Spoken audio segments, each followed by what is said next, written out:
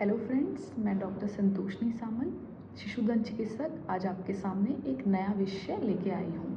आज का हमारा टॉपिक है natal and neonatal teeth. Natal means जन्म के दांत एंड नियोनेटल मीन्स नवजात दांत। जन्म के दांत और नवजात दांत ये क्या होते हैं? जो बच्चों के दांत होते हैं वो सबसे पहले दूध के दांत जिन्हें कहते हैं वो 4 माह से 10 माह के बीच में आता है और बीच में पहला दांत हमारा निकलता है जो नीचे का होता है, जिसको हम सेंट्रल इंसाइजर भी कहते हैं। तो नीचे के जबड़े में जब सबसे पहले दांत आता है उसकी आयु 4 माह से 10 माह होती है।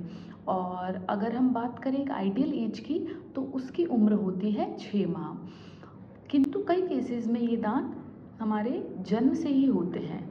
तो जिन बच्चों के जन्म से ही दांत होते हैं उनको हम कहते हैं जन्म के दांत, और जिन बच्चों के दांत पैदा होने के 30 दिन के अंदर आते हैं उनको हम बोलते हैं नवजात दांत और नियोनेटल टीथ। ज़्यादातर महिला पेशेंट में देखे जाते हैं, जो फीमेल पेशेंट होती है, जो फीमेल बच्चे होते हैं उनमें देखा जाते हैं, और ये 30,000 में एक बच्चों में पाया जाता है। ज़्यादा ग्रसित दांत इसमें होता है, उसे नीचे का दांत मैंडिबुलर सेंट्रल इंसाइजर कहते हैं। उसके बाद जो होता है ऊपर का दांत सबसे कॉमन होता है, जिसे हम मैक्सिलरी इंसाइजर कहते हैं। और जो जन्म के दांत होते हैं इसके आने के कई कारण होते हैं। पहला कारण है कि अगर शरीर में कोई विटामिन की कमी हो, या फिर जन्म के समय कोई भी आपको कोई ट्रॉमा हो गया हो, कोई चोट पहुंची हो, उस वजह से भी ये हो सकता है। या फिर कभी ज़्यादा तेज़ बुखार आने पे अगर हाई ग्रेड बुखार आ जाता है, या फिर बहुत सारी बीमारियां ऐसे होती है जैसे सिफिलिस हो गया, और बहुत सारे सिंड्रोम ऐसे होते हैं जिसमें ये दांत इस तरीके के देखे जाते हैं।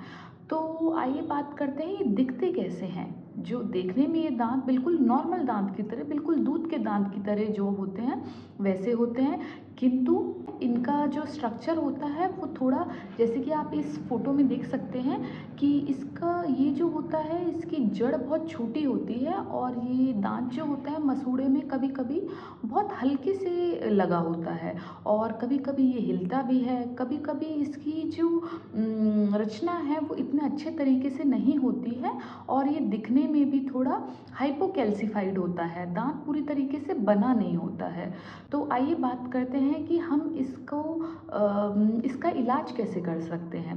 इसका इलाज करने के लिए सबसे पहले जब हमारे पास माता पिता आते हैं और हमें बोलते हैं कि देखिए हमारे बच्चों के ऐसे जन्म से दांत है या 30 दिन के अंदर दांत है, तो उस केसेस में हम बच्चों का दांत का एक्सरे करते हैं, जिसको हम डेंटल रेडियोग्राफ कहते हैं। दांतों का एक्सरे करके हम ये देखते हैं कि ये दांत जो है किस तरीके का बना हुआ है, इसकी जड़ कितनी लंबी है, और ये कितना एक्सरे के अंदर दिख रहा है, और ये किस तरीके की इसकी रचना हुई है।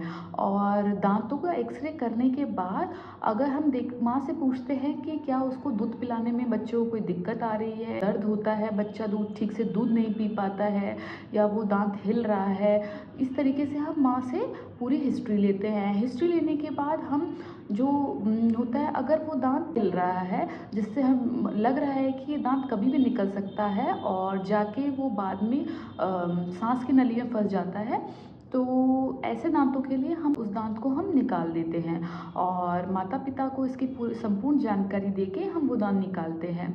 कई केस में हम उस दांत को ना निकाल कर उसको थोड़ा सा ग्राइंड कर देते हैं, जिससे बच्चे को दूध पीने में कोई दिक्कत ना हो और वो आसानी से दूध पी सके। और कभी कभी जो मसूड़े, उसके आसपास के मसूड़े जो होते हैं, अगर उनमें कोई इन्फेक्शन या इन्फ्लेमेशन होता है तो उस जगह पर हम जैसे क्लोरहेक्सिडिन के जेल आते हैं मार्केट में, वो लगा के हम उसके दर्द को कम कर सकते हैं और उसका आगे इन्फेक्शन होने से बचा सकते हैं।